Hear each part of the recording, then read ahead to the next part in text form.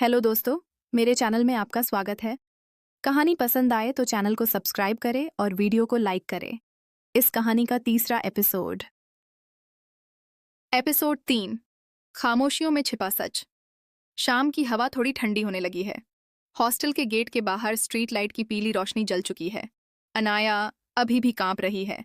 उसके आंसू रुक नहीं रहे।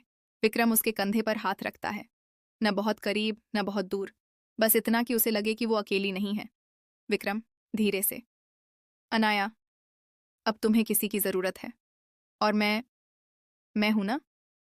अनाया कुछ कह नहीं पाती, बस सिर झुकाकर रोती रहती है।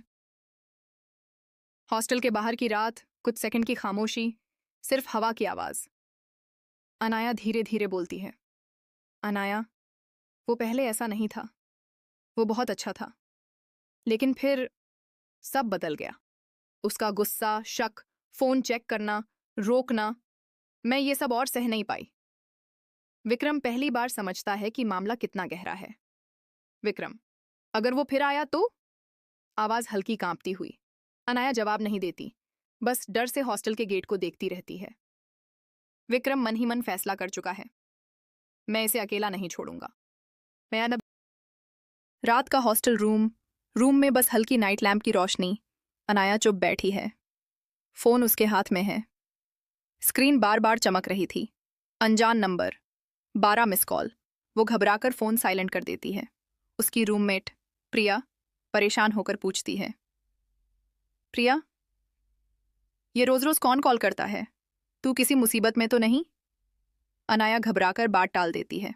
अनाया, बस पुरानी दोस्त है। लेकिन प्रिया उसकी आंखें देख चुकी हैं, आंखें जहां सच्चाई सबसे पहले छिपती हैं। विक्रम की बेचैनी उधर दूसरी तरफ। विक्रम हॉस्टल के बाहर खड़ा आसमान देख रहा है। हल्की फुहारें शुरू हो गई हैं। उसके दोस्त उसे बुलाते हैं, दोस्त चल ना, मैच खेलना है। विक्रम बिना देखे बोलता है, तुम लोग जाओ, आज नहीं। उसे बस आज एक ही चीज की चिंता है, अनाया ठीक है या नहीं। आखिरकार वह धीरे धीरे हॉस्टल की तरफ देखता है और मन में कहता है, कल बात करूंगा, उससे सच जानने की कोशिश करूंगा। अगली सुबह की हलचल, सुबह का माहौल, कैंपस की हरी घास पर ओस की बूंदें, लोग इधर उधर जा रहे हैं, पर विक्रम की नजर बस एक इंसान ढूंढ रही है। वो लाइब्रेरी के बाहर अनाया को अकेले बैठे देखता है। थकी हुई, टूटी हुई, नींद से सूजी आंखें। विक्रम धीरे से पास आकर बैठ जाता है।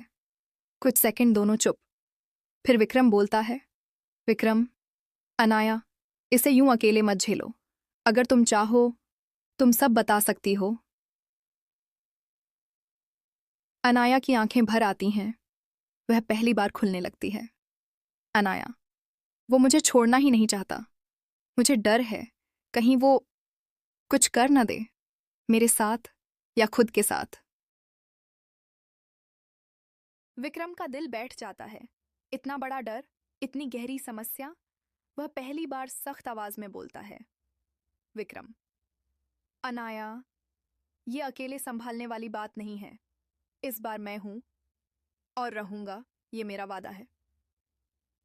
अनाया उसकी तरफ देखती है, पहली बार उसे किसी पर भरोसा करते हुए। उस लड़के का नया खेल। तभी अचानक अनाया का फोन बजता है। इस बार कॉल नहीं, एक नया मैसेज। मैसेज में लिखा है, तुम जहां जाओगी मैं पहुंच जाऊंगा। तुम मेरी हो और मैं तुम्हें समझा कर रहूंगा। अनाया का चेहरा सफेद पड़ जाता है।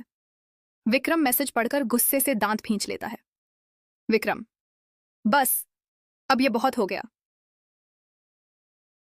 असली तूफान की शुरुआत। विक्रम फोन लेता है और कहता है, विक्रम, अनाया, अगर तुमने मुझे दोस्त माना है तो आज उसके बारे में सब बताओ।